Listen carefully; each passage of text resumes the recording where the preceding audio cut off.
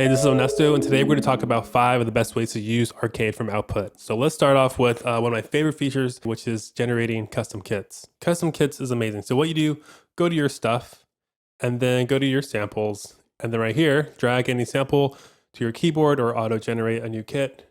So if you're a producer on the planet Earth, you probably have a subscription to Splice. And let's use... I see you. Sure, let's use that one. So I'm going to click and drag it to my DAW, drop a sample here, and this is it right here. And then I'm going to click Generate Kit, and it will now slice up that audio, slice up that sample all across the MIDI keyboard, and now sounds something like this.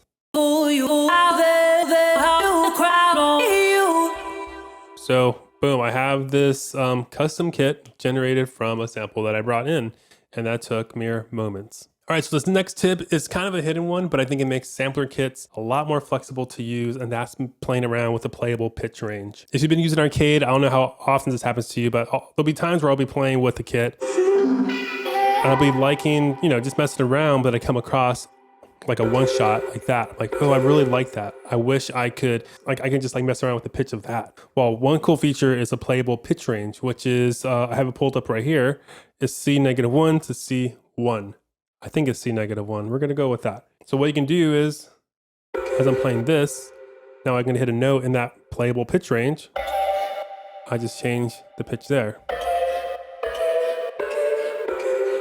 Yeah, so that's a really cool way to now get more mileage out of one-shots, vocal chops, or even chords. All right, this next feature is one that I've underutilized for way too long, and that's the samples in Arcade. So go to search, hit samples, and then you're able to type in any kind of instrument or vibe you want to have, or you can use these filters down here. So let's say I want to go to like synth, trying to play around like electronic, and I want this to be like chords.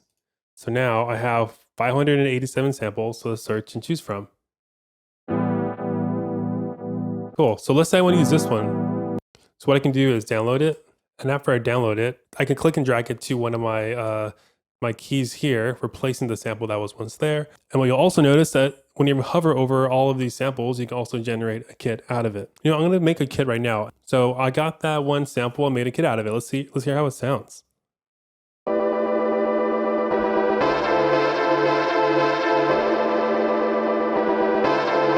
Okay, that was, I got really lucky with that one. That sounds really cool. I'm just gonna save and play that one. Oh, that was great. All right, anyways, use search. Oh my goodness. And hey, if you're finding this video really helpful, please consider liking it so other music makers, other producers can find it. It helps the channel a whole lot. I'd appreciate it. Thanks. All right, let's talk about this 4th best way to use Arcade. And this one might surprise you. It surprised me a whole lot. There are presets inside of Arcade. There's presets in 3 different places. You have it in the effects, the modifiers, and the modulation menu. So if you just click one of these 3 dots and hit edit, ta-da. Cool, so let's find these presets because they're a little hard to find. So one is in the modifier here. So let's say I wanna mess around with the preset here, the repeater. Great, click these 3 little dots. And here are the presets. Pretty crazy, huh? I never would have known that unless I had explored Arcade like crazy. So let's hear soft and loud now. Cool, that was fun and helpful. Cool, let's go to mixer now. And then if you click lo-fi, once again, these 3 dots, here are some more presets. Not a whole lot, but there's some here. Great, so that made it different once again, really easily.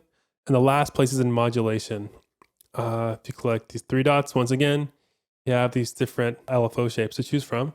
And the same thing happens if you switch to sequencer. Hit this and you have a bunch of presets to choose from for the sequencer. All right, this last tip is going to be a bunch of like rapid fire quick tips that are found in the tweaks menu in all of the node kits. So click tweak. All right, so quick tip number 1, if you click one of these waveforms, you're able to replace it with another sample of your choice. Look at all these you can choose from. You can choose it from specific lines. Let's say I want a 70s inspired layer.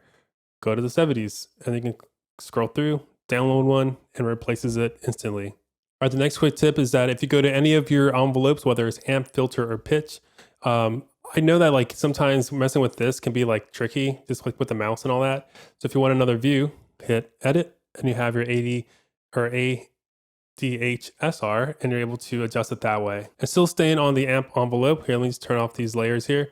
If you hit advanced, you can mess with the glide right here. This is where the glide is for this sample layer here. And with color, this allows you to adjust the range. So look at this little MIDI keyboard at the bottom there.